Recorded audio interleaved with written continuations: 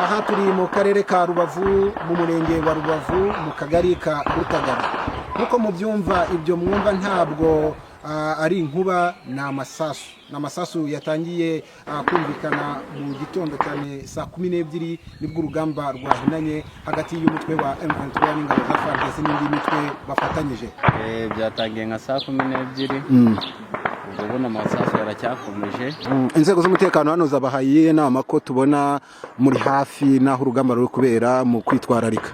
Nuko ari ukwegera hirya bakegera hirya wenda rige bakirasa cyaza mu Rwanda ugasanga hari uwo kigizeho ingaruka zitari nziza cyangwa ugasanga kiramwishe. Urebye urugamba uko wumva bari kumanuka begera umujyi wa Goma, ntabwo bari gusubira inyuma, urumva ko hari kuvuga amasasu mato ya paraporo n'imbunda ziremereye zaziri hari mu gitondo.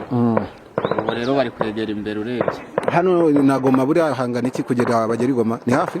Ni hafi cyane, nta n'ibirometero 10 birimo ngira ngo.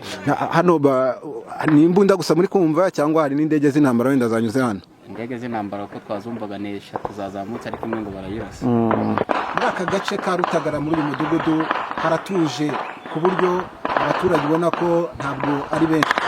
Twageze abaturage batubwira ko ingabo z'u Rwanda n'izishinzwe umutekano hano babahaye amabwiriza yo kuba begeye inyuma, kuko nkuko mubyumva amasasu aravugira hafi ahangaha.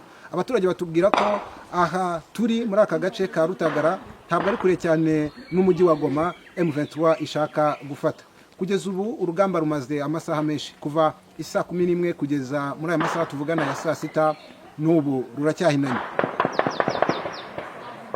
Gusa abaturage bo muri aka karere bagaragaza ko cyane cyane abatuye kuri uyu murenge wa Rubavu ahari kubera aya masasu hari udusasu duke twatangiye kugwa ku butaka bw'u Rwanda, ariko bakavuga ko bizeye inzego z'umutekano w'u Rwanda ku buryo bakurikije amabwiriza zabahaye zanabijeje umutekano, ariko bakabasaba kwirinda kwirundira ahantu hamwe kuko kubw'ibyago igisasu gishobora guturuka muri Kongo aho bari kurwanira kikaba cyagwa hano. Uko cyagwa hano kigahitana umuntu umwe, abaturage babwiwe ko atari zo ngaruka byagira gihitanye abantu benshi. Aha rero muri aka gace nkuko munakomeza kubyumva amasasu yo aracyavuga, ni menshi, imbunda ziremereye.